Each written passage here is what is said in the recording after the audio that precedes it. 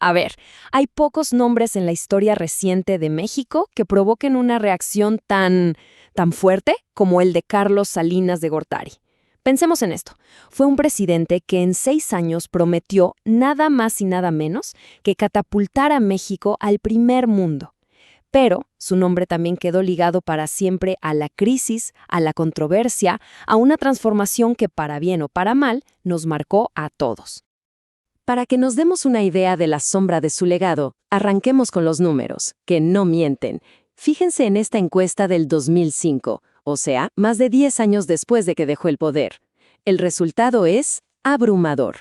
Un 73% de la gente tenía una imagen negativa de él. Positiva, apenas un 9%. Estos datos, así de fríos, dibujan el perfil de uno de los expresidentes más impopulares de la historia moderna del país. Y esto, claro, nos lleva a la pregunta del millón, la que vamos a intentar descifrar hoy. ¿Cómo es que un presidente con una visión pero tan ambiciosa, terminó con una reputación así? ¿Fue un visionario que nadie entendió en su momento? ¿O fue el arquitecto de un desastre que se veía venir? Para responderlo, tenemos que ver las dos caras de la moneda, las dos historias que definieron su gobierno. Ok, vamos con la primera cara de la moneda, el Salinas reformador. El economista educado en Harvard, el que llegó con un plan radical bajo el brazo para, básicamente, desmantelar el viejo sistema económico y abrir a México al mundo.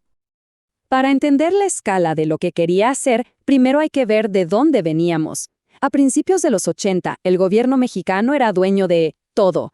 Controlaba más de 1,150 empresas. 1,150, desde aerolíneas, minas, hasta cines y hoteles.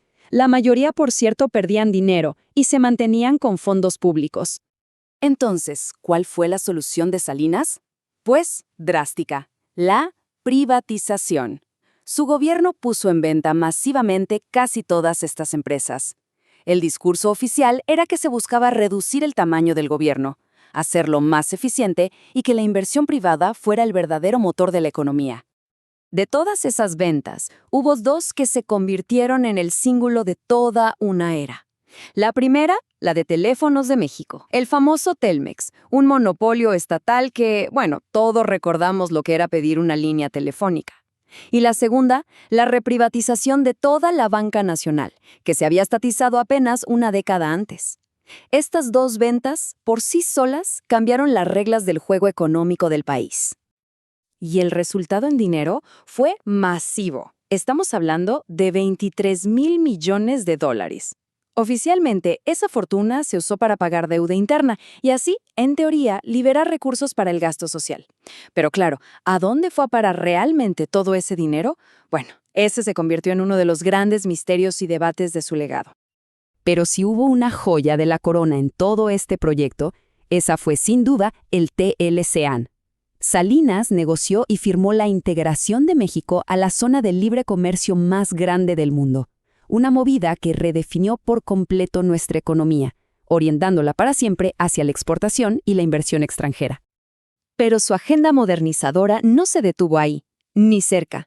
Con esta frase, así de contundente, Salinas anunció el fin de la reforma agraria, una política que venía de la mismísima Revolución Mexicana. Tenía 75 años de historia.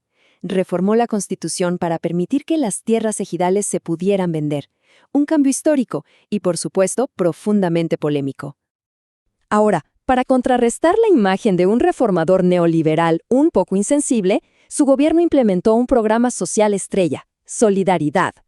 Se le metió una cantidad de dinero enorme a construir escuelas, hospitales, caminos rurales, buscando un impacto directo y visible en las comunidades más pobres.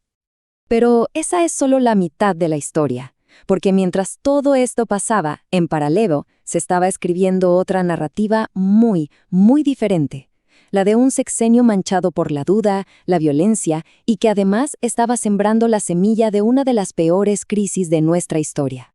Y es que todo empieza con su llegada al poder. La elección de 1988 es famosa por una sola cosa: la caída del sistema.